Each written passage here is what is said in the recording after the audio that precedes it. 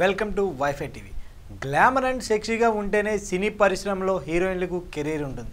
వాటిలో ఏమాత్రం మార్పు వచ్చినా ఇక సినీ లైఫ్ కష్టమే.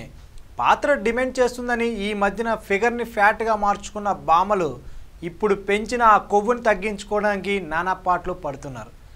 లేటెస్ట్గా నేను తగ్గిపోయానంటుంది ఆ చిన్నది. అనడమే కాదు, చూడండి అంటూ ఓ ఫోటోను కూడా పోస్ట్ చేసింది. రింగుల జుత్తుతో బొద్దుగా ఉండే మలయాళ బేబీ నిత్యా మేనన్ టాలీవుడ్లో హీరోయిన్గా కనిపించి చాలా రోజులైంది.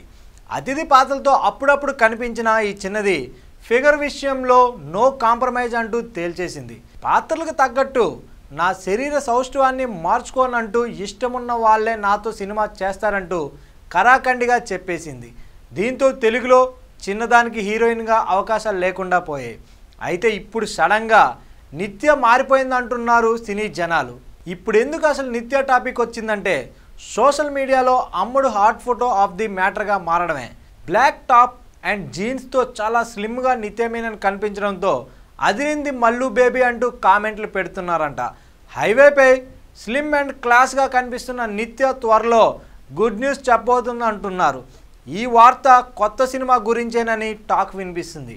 అయితే కొందరు మాత్రం ఈ ఫోటోను చూసి నిత్య ఏం తగ్గలేదంటున్నారు. బ్లాక్ డ్రెస్లో ఎంత లావుగా ఉన్నా సరే స్లిమ్గా కనిపిస్తారని చెబుతున్నారు. అంతేకాదు, హీరోయిన్లు ఒక్కసారి ఒళ్ళు పెంచారంటే తగ్గించలేరని అనుష్క విషయాన్ని గుర్తు చేస్తున్నారు.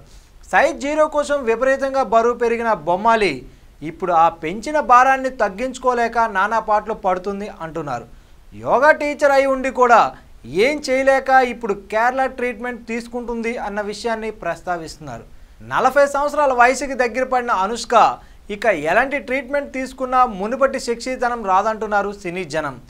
ఈ వాదనలు ఇంకొందరు కొట్టిపారేస్తున్నారు.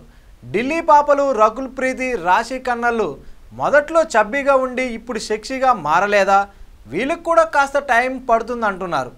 ఏది ఎలా ఉన్నా ఫిగర్ విషయంలో మాత్రం పాత్ర డిమాండ్ చేసిన బాడీ పెంచకూడదని అనుష్క చాలామంది హీరోయిన్లకు ఓ పాఠం నేర్పించింది అంటున్నారు సినీ విశ్లేషకులు. ఈ వీడియో కనుక మీకు నచ్చినట్లయితే లైక్ చేయండి, షేర్ చేయండి, సబ్స్క్రైబ్ చేయడం మాత్రం మర్చిపోకండి. Please subscribe to wifi TV.